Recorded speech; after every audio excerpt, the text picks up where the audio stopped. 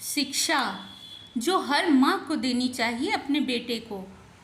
संतोष जी की पूरी कोठी रंगीन बिजली की झालरों से झिलमिला रही थी और गेंदा, गुलाब, बेला के खुशबू से गमक रही थी। सब तरफ चहल पहल, हंसी मजाक और चुहलबाजी का माहौल था।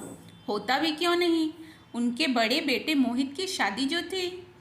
पंडित जी मंत्रोच्चार कर मंडप लगवा रहे थे। संतोष जी की पत्नी सरिता जी भी उमंग में हुलसती हुई सब तरफ घूम घूम कर देखे जा रही थी कि सारे इंतजाम ठीक से हुए हैं या नहीं। सरिता जी, 5 जनेऊधारी पुरुषों को बुलाइए, वे ही पकड़कर खंभ स्थापना करेंगे। पंडित जी ने आवाज़ लगाई तो सरिता जी अपने जेठ, नंदोई, बहनोई आदि पुरुषों को गुहारने चल दी।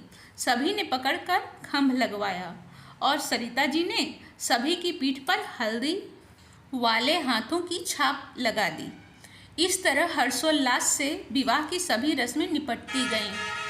कुछ देर बाद किसी काम से सरिता जी अपनी सास के कमरे में पहुंची तो देखा वहां सभी मोहित दूल्हे को घेरे हुए नए नए पाठ पढ़ाने में लगे हुए थे। देख मोहित, बहू की कोई भी बात मत मानियो वरना सर पे चढ़ के नाचेगी, मोहित की बड़ी बुआ समझा रही थी। हाँ, सही कह रही हैं जीजी, उसे तो बता ही दिया है ना कि हमारे घर में बहुएं सिर्फ साड़ी ही पहनती हैं, छोटी भी भला क्यों पीछे रहती। तुम्हारी बुआ लोग सही कह रही हैं मोहित बेटा, बहू को अगर शुरू से ही वश में नहीं रखोगे तो तुम्हारे माता पिता का, हम सब का सम्मान नहीं करेगी। सहारनपुर वाली मौसी भी बोल पड़ी। ये सब तो ठीक है, अभी तो वो कहीं नौकरी नहीं कर रही है, लेकिन सुना है कि उसके नौकरी करने के अरमान हैं।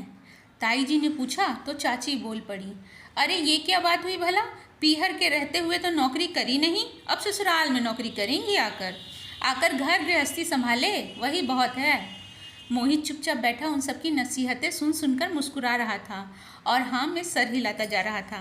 ये देख सरिता जी की आंखों में आंसू आ गए और वो वहाँ से बाहर चली गईं। लेकिन अब किसी भी काम में उनका मन नहीं लग रहा था। वो सोचने लगी कि मोहित कहीं उन सब की सीख को आत्मसात न कर ले।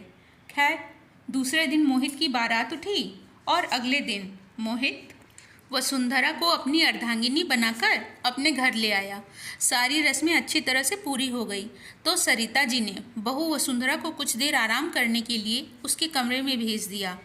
बाकी सब भी चूंकि रात भर के जगे हुए थे तो खाना खाकर जहाँ तहाँ लेटकर सो गए। मौका देखकर सरिता जी मोहित का हाथ पकड़कर अपने कमरे में ले आई। मोहित उनके द्वारा यूं लाए जाने पर सवालिया नज़रों से उन्हें देखने लगा। देखो बेटा, परसों मैंने देखा था तुम्हें सभी लोग बड़ी नसीहतें दे रहे थे, ठीक है, जो उनके विचार थे उन्होंने कहे, लेकिन अब मेरी बात गौर से सुनो और गांठ बांध लो। बेटा, कोई भी लड़की अपने माता पिता, घर द्वार को छोड़कर एक नए परिवार, नितांत अजनबी परिवेश में रहने आती है। हर लड़की के मन में हजारों ख्वाहिशें भी होती हैं। कुछ ख्वाहिशें तो माता पिता यथासंभव पूरी भी कर देते हैं, लेकिन कुछ ख्वाहिशें अधूरी रहती हैं। ससुराल आकर नई जिम्मेदारियों का वहन करते करते कई बार उनकी ख्वाहिशें सीने में ही दफन हो जाती हैं। अगर वो पत्नी होने के सभी फर्ज निभा सकती है तो बेटा, एक पति होने के नाते तुम्हारा भी फर्ज होगा कि तुम उसकी ख्वाहिशों को उड़ान दो, छोटी हो या बड़ी। ख्वाहिश तो ख्वाहिश ही होती है ना।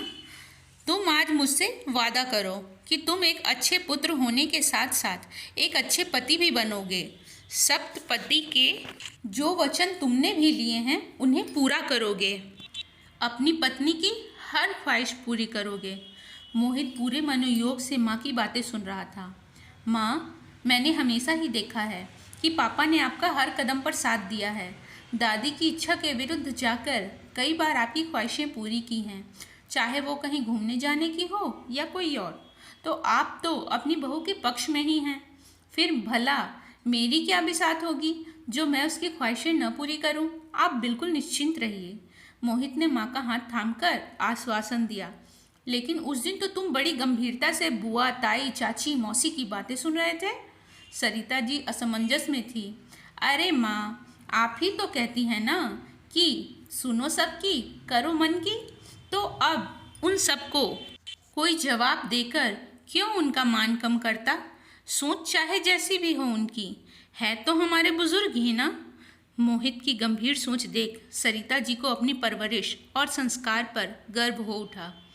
दोस्तों, सरिता जी की शिक्षा सही है या गलत, अवश्य बताइएगा। आपको मेरी ये कहानी कैसी लगी, प्लीज़ कमेंट करके ज़रूर बताएं। वीडियो को लाइक करना और चैनल को सब्सक्राइब करना ना भूलें।